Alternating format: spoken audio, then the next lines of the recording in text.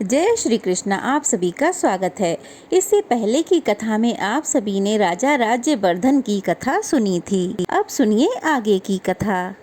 जब राजा वनवास जाने की बात कहने लगे तब मंत्रियों, सेवकों, राज्य के अधिकारियों, व्रतियों, ब्राह्मणों सबों ने मिलकर एक सलाह की कि अब यहाँ क्या करना चाहिए। राजा राज्यवर्धन बहुत ही धार्मिक थे।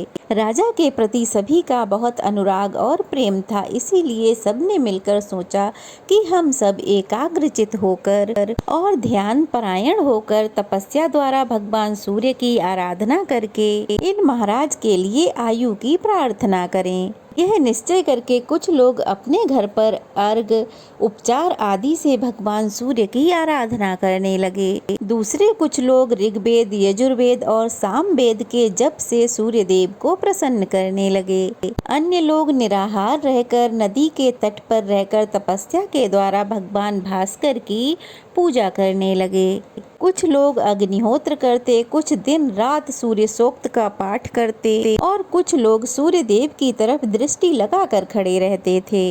इस प्रकार सूर्य देव की आराधना का प्रयास करते उन लोगों के पास एक सुदामा नामक गंधर्व ने आकर कहा, हे ब्राह्मणों, अगर आपके लिए सूर्य देव की आराधना अभीष्ट है तो आप ऐसा कीजिए जिससे सूर्यदेव प्रसन्न हो सकें। आप लोग यहाँ से शीघ्र ही कामरूप पर्वत पर जाइए। वहाँ गुरु विशाल नामक वन है जिसमें सिद्ध पुरुष निवास किया करते हैं। वहीं पर एकाग्रचित होकर आप सभी भगवान सूर्य की आराधना करें।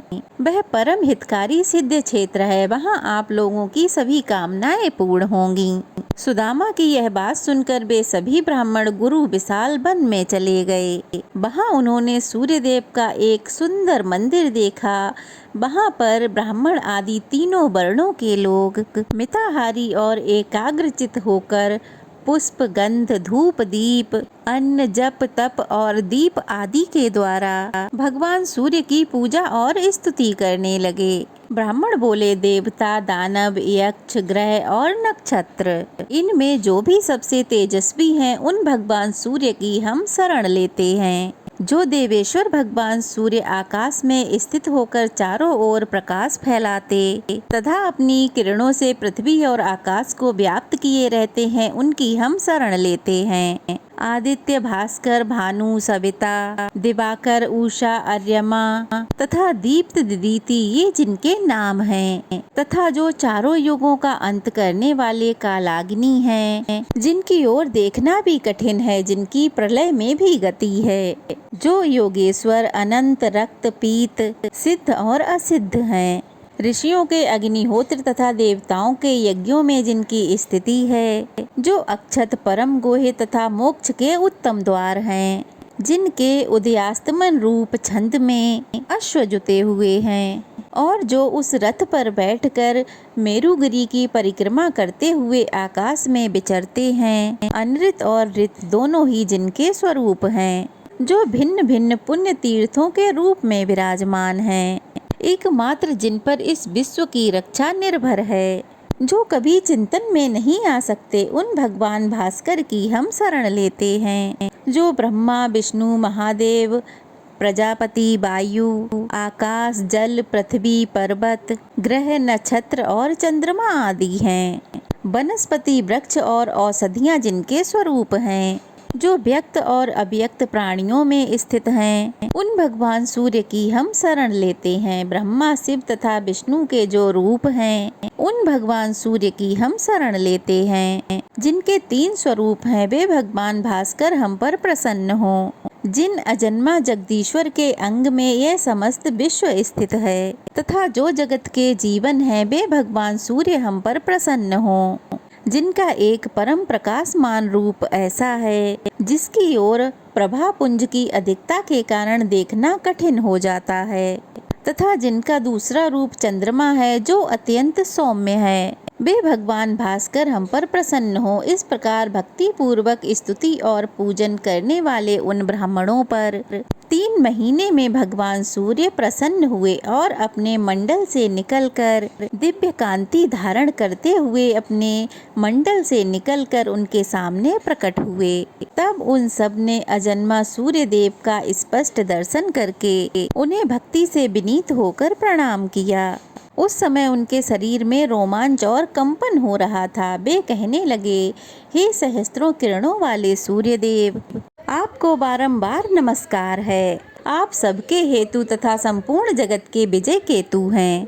आप ही सबके रक्षक, सबके पूजक तथा संपूर्ण यज्ञों के आधार तथा योग वेताओं के ध्येय हैं। आप हम पर प्रसन्न हो। सुमंतु मुनि कहते हैं, हे राजन, तब भगवान सूर्य ने प्रसन्न होकर सब लोगों से कहा, हे ब्राह्मणों, आपको जिस वस्तु की इच्छा हो वह मुझसे मांग लीजिए। इसके बाद ब्राह्मण आदि अन्य वर्णों के लोगों ने उन्हें प्रणाम करते हुए कहा, अंधकार का नाश करने वाले हे भगवान सूर्यदेव, अगर आप हमारी भक्ति से प्रसन्न हैं तो हमारे राजा राज्यवर्धन सुंदर विजयी, सुंदर केशों से युक्त तथा स्थिर यौवन वाले होकर 10,000 वर्षों तक जीवित रहें।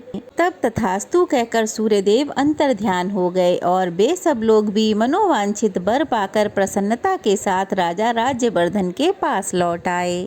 वहाँ उन्होंने सूर्यदेव से वर पाने की सारी बातें विस्तार पूर्वक कह सुनाईं। यह सुनकर रानी मालिनी को बड़ी प्रसन्नता हुई, लेकिन राजा चिंता में पड़ गए। वे उन लोगों से कुछ भी नहीं बोले। मालिनी का हृदय प्रसन्नता से भरा हुआ था।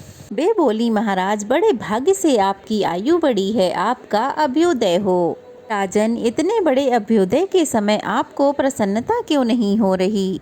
10,000 वर्षों तक आप निरोग रहेंगे, आपकी जवानी स्थिर रहेगी, फिर भी आपको खुशी क्यों नहीं होती? रानी की बात सुनकर राजा बोले, कल्याणी, मेरा अभ्युदय कैसे हुआ? तुम मेरा अभिनंदन क्यों करती हो? जब हजार हजार दुख प्राप्त हो रहे हों उस समय क्या किसी को बधाई देना उचित माना जाता है?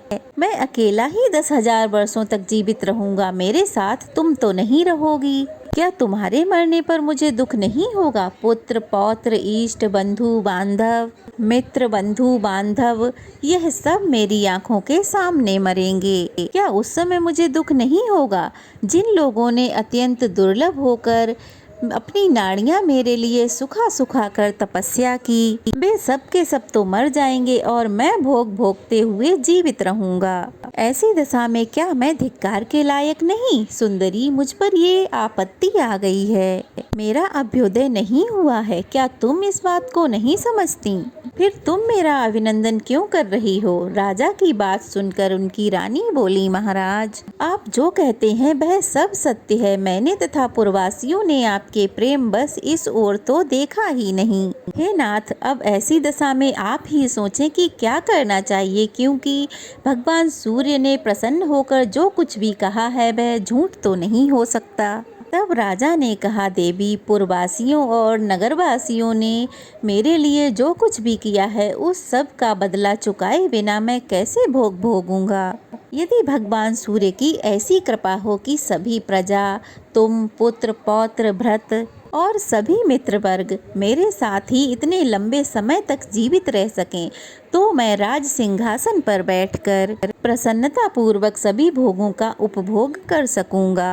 अगर वे ऐसी कृपा नहीं करेंगे तो मैं उसी काम रूप पर्वत पर रहकर निराहार रहकर ऐसी तपस्या करूंगा, तब तक तपस्या करूंगा जब तक इस जीवन का अंत ना हो जाए। राजा के इस प्रकार कहने पर रानी मानिनी ने कहा, हे महाराज, ऐसा ही हो। फिर वे भी राजा के साथ काम रूप वन में चली गईं और वहां उन्होंने भक्ति भाव से सेवा परायण में लीन होकर अपनी रानी के साथ भगवान सूर्य की सेवा आराधना आरंभ कर दी। दोनों दंपत्ति उपवास करते करते दुर्बल हो गए। सर्दी, गर्मी और वायु का कष्ट सहते हुए दोनों ने घोर तपस्या की।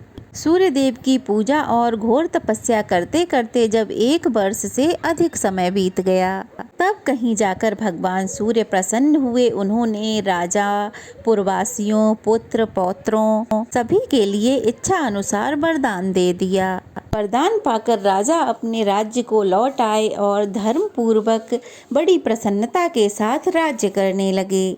धर्म पूर्वक राज्य करते हुए राजा ने बहुत से यज्ञ करवाए और खुले हाथों से दान करने लगे। वे अपने पुत्र पौत्र और भ्रत आदि के साथ यौवन को स्थिर रखते हुए 10,000 वर्षों तक जीवित रहे। उनका यह चरित्र देखकर भृगुवंशी प्रमति ने विस्मित होकर यह गाथा गाई। ओहो, भगवान सूर्य के भजन की यह कैसी शक्ति है, जिससे राजा राज्यवर्धन अपने तथा अपने स्वजनों के लिए आयुवर्धन बन गए। जो मनुष्य ब्राह्मणों के मुख से भगवान सूर्य का यह महात्म्य भक्ति पूर्वक सुनता है, वह 7 रातों के किए हुए सभी पापों को नष्ट कर देता है। मुनि कहने लगे, हे राजन, सूर्य देव के जिस मंदिर में इस समूचे महात्म्य का पाठ किया जाता है, वहाँ भगवान सूर्य अपना सानिध्य कभी नहीं छोड़ते। इसलिए तुम्हें महान पुण्य की प्राप्ति अभीष्ट हो तो सूर्य देव के उस उत्तम महात्म्य को मन ही मन धारण और जप करते रहना। जो सोने के सींग और अत्यंत सुंदर शरीर वाली दूध देने वाली गाय का दान करता है और जो अपने मन को संयम में रखकर 3 दिनों तक इस महात्म्य को सुनता है, उन दोनों को समान फल की ही प्राप्ति होती है। ऐसा कहकर सुमंतु मुनि वहाँ से चले गए। अगली कथा मार्कंडेय मुनि सुनाएंगे, जिसका वर्णन आप लोग अगले अध्याय में जरूर सुनिएगा।